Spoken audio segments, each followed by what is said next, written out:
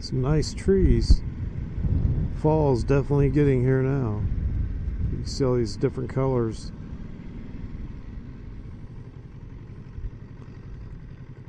Pretty soon be putting the bike up for winter.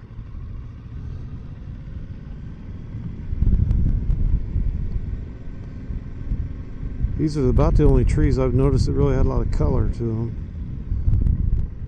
I'm eventually going to do a video riding along trees that are full of color.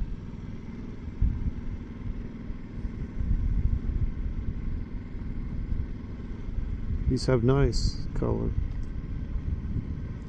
Not sure if it looks yellow in the video,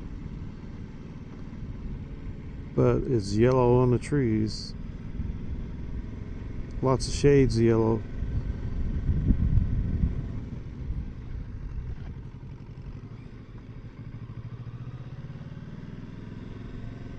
Still some green in there too.